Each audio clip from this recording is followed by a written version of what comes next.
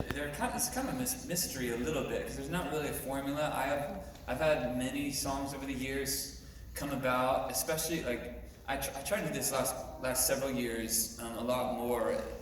It's just having, because I used to for years just like, okay, songwriting time, let's dig in, and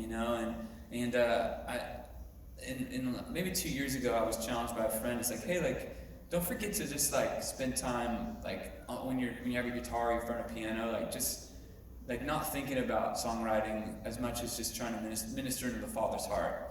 And so I've incorporated that into like my song, like kind of indirectly and directly into songwriting, where sometimes I'm just like, Lord, this is I have 30 minutes before my kids and my wife get back at the house free. I just want to like bless your heart, and so I'll be on the piano and trying to think of the last song that was written.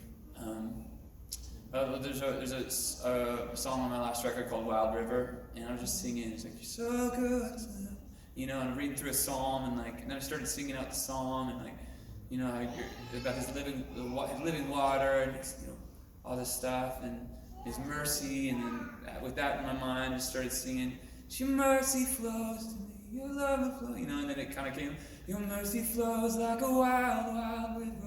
Your love is strong like the raging. And I just kind of flowed out after about 25 minutes of just worshiping God, just with no other agenda. And then I thought, well, maybe there's something there in that one, And so maybe 2 weeks later, I wrote a song around it. But I would say for the most part with my songwriting, it's like just trying to train my songwriter eye to kind of in the everyday and in the special moments of life, try to train it to be like, okay, like. I think there's a song there, and I want to dig it out. There's like those moments of inspiration where your heart just kind of, it's like a spark in your heart, spiritually speaking. Whether it's you're sitting in a Sunday morning service and someone prays something or says something, or you're watching a movie and you're like, whoa, that hero it's amazing when he won finally, and you just like you apply it to Jesus. Or you're like with a newborn baby, or you see someone get married. There's these moments of life that are beautiful, and that God uses to kind of twist. Like maybe you've known about God's love for you your whole life, but just like the prism, and like when you just change the light a little bit on a prism, it like refracts all these different colors and like everywhere in the room. It can totally change all the shapes and and just by like a centimeter of a turn. It's like, whoa, this different way of seeing all this light. And that's what I kind of equate to moments where it's like, whoa, I never thought of your love like that, or I never thought the cross could be that powerful. I never thought of heaven so sweetly like that. And those moments as a songwriter for me, it's like, wow, there's a song in that.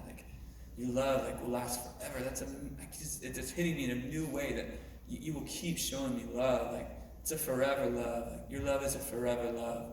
And then maybe if that's really on my heart, it's like, man, I cannot wait to write a song called like Forever Love, or Your Love is a Forever Love, or whatever it is, And so I remember what I felt in that moment and what God was ministering to me. I have no idea what the melody's going to be or the lyrics are going to be, but I know it's going to be about His forever love. And the more songs you write, and the more time you spend writing songs and exercising that muscle, just in the work aspect, the perspiration aspect, you'll be ready to like really steward those moments of inspiration, because you've built up your instinct of like, okay, how do I serve this moment of inspiration well? About your love is a forever love. So I open up my notebook sometimes, like a forever love. I write down like, okay, what does that mean? Eternal. How did you show it? You showed it on the cross. What does the cross mean for me? Sometimes I'll have 2 pages of like all the roots of what forever love is, and then I'll go through it again and start picking out little bits and pieces, and then it's like, okay, where's the song in this note though? Because I don't want to just talk about like, you created me and you loved me and now you call me your bride and you forgave me and I'm redeemed by your blood. And even though all those things are true, it's like, where's the song?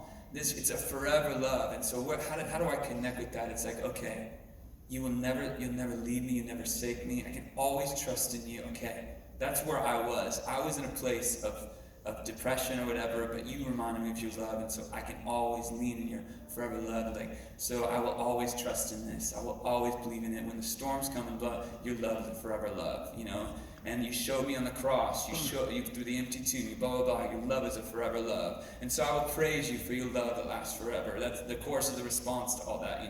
I will sing of your goodness again and again, I'll do it because your love is a forever love, you know? And so you really, it's like, you start with this big idea, and it's like, and that's probably a 3-month process, or maybe a 3-year process, or maybe a 3-week process. But there's a lot of just rambling, but does that answer a little bit? Yeah.